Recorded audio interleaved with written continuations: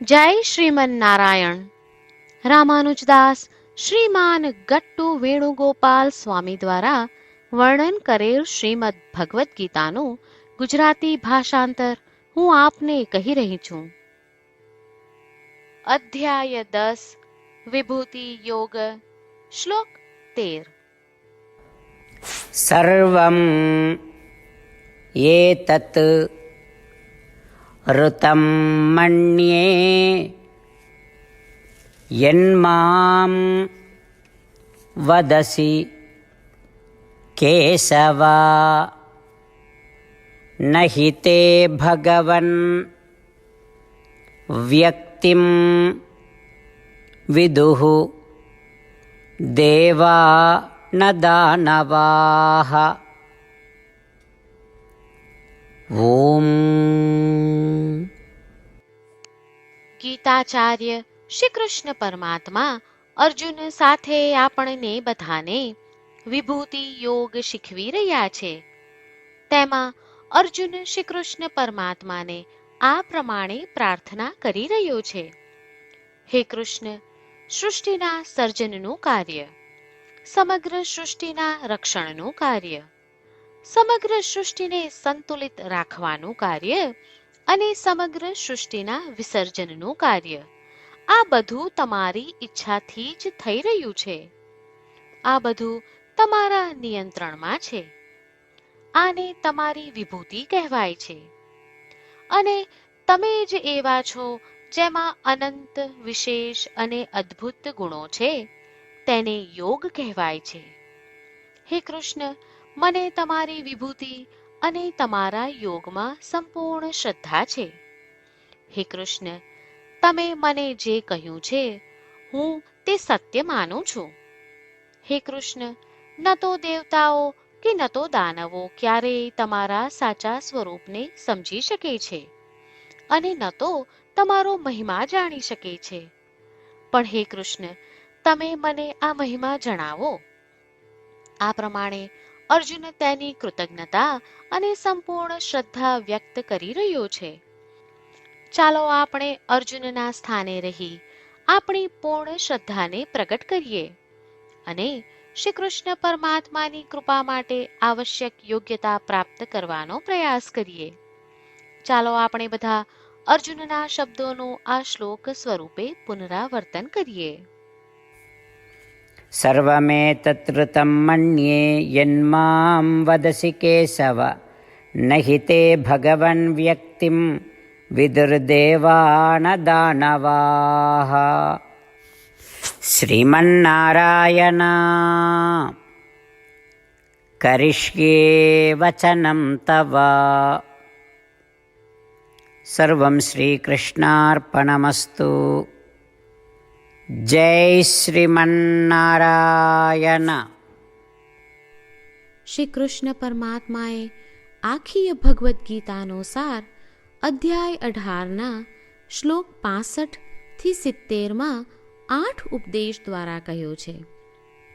શ્રી કૃષ્ણ કહે છે, જે મારા આ 8 ઉપદેશ અનુસરે છે તે મને પ્રિય છે. એ સર્વે ભક્તોનું હું બધી જ રીતે રક્ષણ કરીશ. શ્રી કૃષ્ણ પરમાત્મા પાસેથી આખી ભગવદ્ ગીતા સાંભળ્યા પછી અર્જુન કહે છે, કરિષ્યે વચનમ તવ. એટલે કૃષ્ણ, હું તમારી આજ્ઞાનું પાલન કરીશ. તમે કહો છો એમ કરીશ. અને આથી જ શ્રી કૃષ્ણએ દરેક પ્રકારના યશ અને વિજય અર્જુનને આપ્યા છે. તો ચાલો આપણે પણ પરમાત્માને 8 વાતો પાળવાનું વચન આપીએ. પરમાત્માને આપેલા વચનથી મોટી કોઈ પૂજા, તપ કે યજ્ઞ નથી. 8 પ્રતિજ્ઞાઓ જે આપણે લેવી જોઈએ તે હું હવે કહું છું. આપ સૌ પણ એનો મન અને હૃદયથી વિચાર કરો.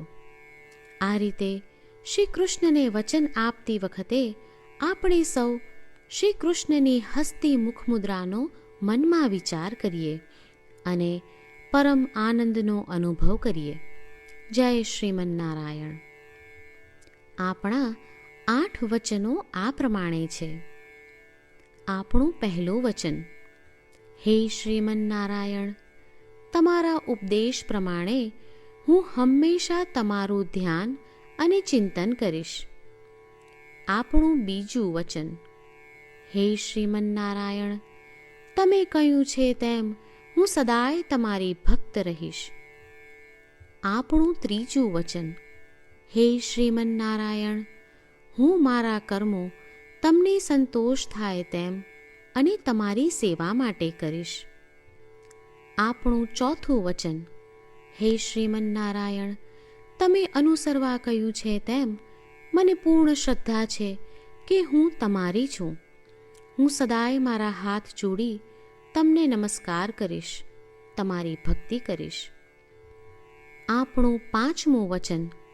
હે શ્રીમન્નારાયણ, હું તમારા શબ્દો યાદ કરું છું. મામેકમ શરણમ વ્રજ. તમે તમારી શરણમાં આવવા કહ્યું છે. શ્રીમન્નારાયણ, હું માત્ર તમારા જ શરણમાં છું. આપણું છઠ્ઠું વચન. હે શ્રીમન્નારાયણ, આપે કહ્યું છે મા શુચ. તમે અમને આશ્વાસન આપી શોક ન કરવા માટે કહ્યું છે, તો હું દુઃખી નહીં થાઉં, શોક નહીં કરું. આપણું સાતમું વચન. હે શ્રીમન્નારાયણ, અમારા કલ્યાણ અર્થે આપે શ્રીમદ્ ભગવદ્ ગીતા રૂપી આશીર્વાદ આપી અમારા સૌ પર કૃપા કરી છે, તો હું દરરોજ ઓછામાં ઓછો એક શ્લોક વાંચીશ અથવા સાંભળીશ એવો સંકલ્પ લઉં છું. આપણું આઠમું વચન. હે શ્રીમન્નારાયણ, હું ગીતાના દૈવી શબ્દો એ ભક્તો સુધી પહોંચાડવાનો પ્રયત્ન કરીશ જેઓ ગીતાથી અજાણ છે. હે શ્રીમન્નારાયણ, તમે કહ્યું છે તેમ કરીશ, તમે કહ્યું છે એમ વર્તીશ અને તમારા માટે જ કર્મ કરીશ. શ્રીમન્નારાયણને આપેલું વચન કે દરરોજ તમે કહ્યું છે એમ કરીશું, એ જ એક મહાન પૂજા છે. તો ચાલો આપણે સૌ દ્રઢ શ્રદ્ધા સાથે પ્રભુ પાસે એક સંકલ્પ લઈએ. શ્રીમન્નારાયણ, કરીશ્યે વચનમ તવ. શ્રીમન્નારાયણ, હું તમારી આજ્ઞાનું પાલન કરીશ. સર્વમ શ્રી કૃષ્ણાર્પણમસ્તુ. જય શ્રીમન્નારાયણ. સર્વમ એતત ઋતમ મન્યે યન્મામ વદસી કેશવા નહિ તે ભગવન વ્યક્તિમ વિદુઃ દેવા ન દાનવાઃ. ઓમ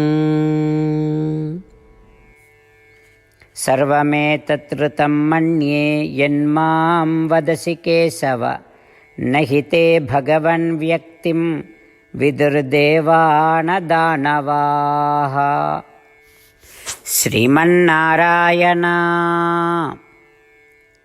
કરિષ્યે વચનમ તવ. સર્વં શ્રીકૃષ્ણાર્પણમસ્તુ. જય શ્રીમન્નારાયણ.